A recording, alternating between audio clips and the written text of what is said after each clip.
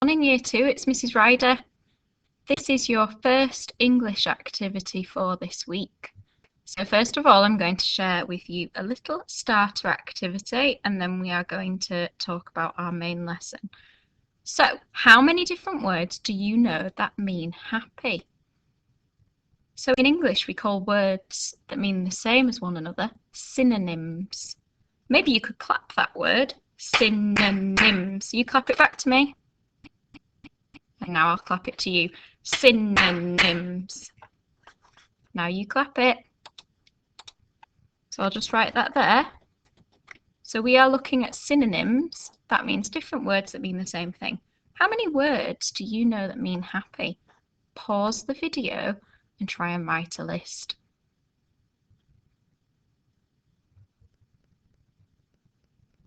Well done. Let's see if you got any of the same as me. So I got joyful, jolly, cheerful, merry and delighted. Now if you look at the word merry, you probably all heard that over this holiday. A lot of people say Merry Christmas to each other, which means Happy Christmas. So merry is another word that means happy. Joyful and cheerful are full suffix words. Now we were looking at full suffix words last term.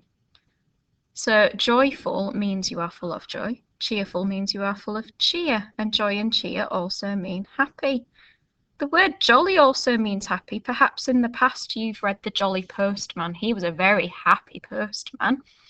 And finally, delighted also means happy. So we've started with this task because today's learning objective is all about your Christmas break, your Christmas holiday, and what you got up to. Even if you didn't celebrate Christmas, I'm sure you did lots of fun things that made you happy. So let's keep these words in mind to use in today's lesson. That means let's think back to these words a little bit later. So our objective is to identify features of a recount first. So when did you last write a recount? Can you remember a recount that you wrote in Year 1? Before we can answer these questions, we need to know what a recount is. So if I just highlight the word recount, a recount is a retelling of something. Now, just before the holidays, you had a pantomime of Peter Pan, and you recounted it, you retold it. So what we're going to do now is we are going to identify features of a recount. In science, we've used the word identify. That just means find. So we're going to find features. Now we've talked a lot about features both in English and in science. Features are parts that make something. So the features on your face are your eyes, your nose, your mouth. They are parts, they're features. Features of a fish that you learnt in Year 1 are scales, gills. So features means parts. So what we're going to do is we're going to look at a recount example from before the holidays and see if we can find any parts of the recount. So have a look through this and see if you can find any parts that make this a recount. What makes this different to a story, and what do you think a recount must include? So I'll read it to you. On Tuesday morning, we sat in the hall and waited for the pantomime to begin. I felt extremely excited. First, Peter Pan, Wendy and Nana invited us to Neverland. Then Tinkerbell told Smee not to tell anyone that Wendy loves Peter Pan. Smee told Captain Hook. Next, Captain Hook captured Wendy. Peter Pan tried to rescue Wendy, but got in a fight with Captain Hook. Finally, Captain Hook cried away when he heard the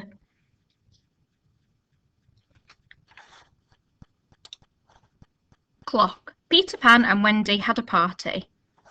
They all sang. So that's an example of a recount that you wrote before the holidays. So what makes it a recount? So a recount has success criteria. That means what we need to include to make it a recount. So a recount needs to be in the first person.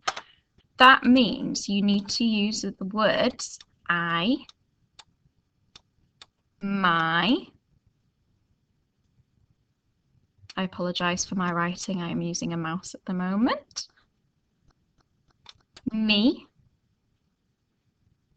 So you're writing it as you did it. That's what the first person means. In a recount, we also want you to try and use your capital letters and full stops. And as you notice, the recount we just read, it was in time order. So we also want you to have a go at writing in time order. Now, does anyone know what the word opinion means? Have a think. Pause the video if you want to have a think. So opinion is the opposite of fact. Fact is something that's true. Nobody can argue with it. It's definitely a fact. But an opinion is what you think about it, and people have different opinions. That's okay. Everyone can have their own opinions. Also, in a recount, you need to use time words. For example, first, then, next, finally. So today we are going to think about our Christmas break.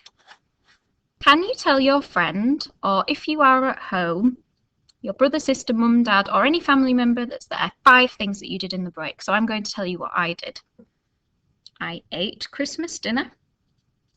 I went to the park. I went to the supermarket. I went to the woods.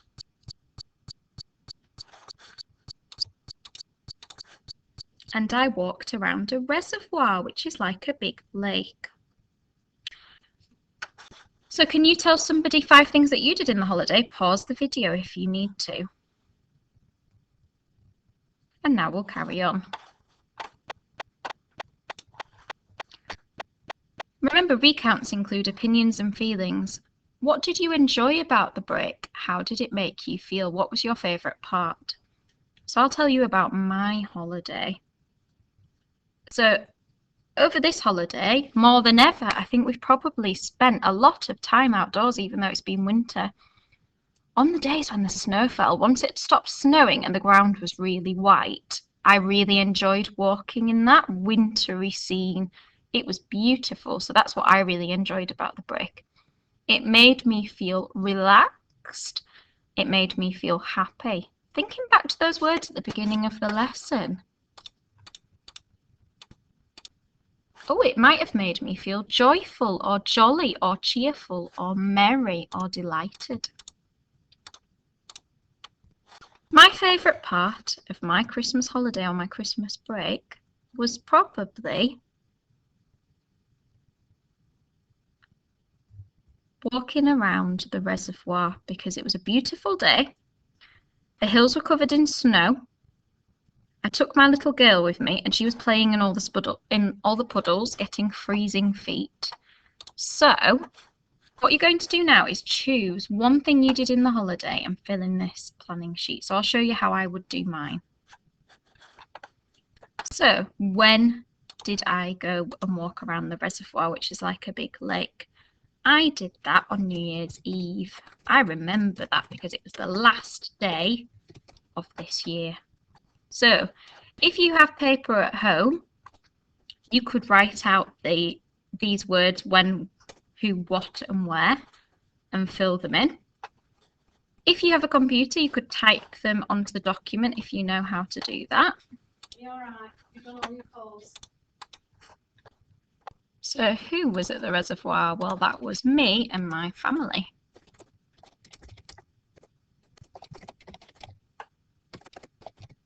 What did we do? We walked around the reservoir.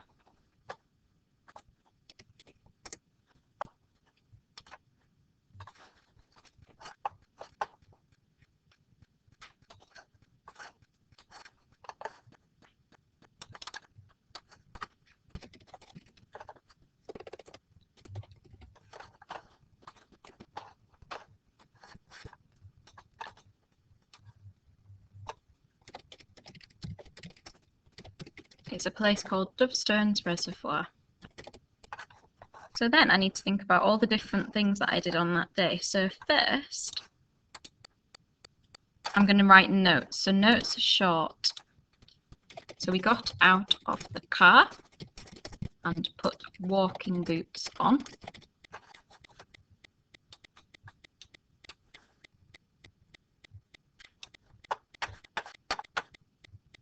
And then we walked into some woods. My girl jumped in puddles. Next, we looked at the view and we took photographs.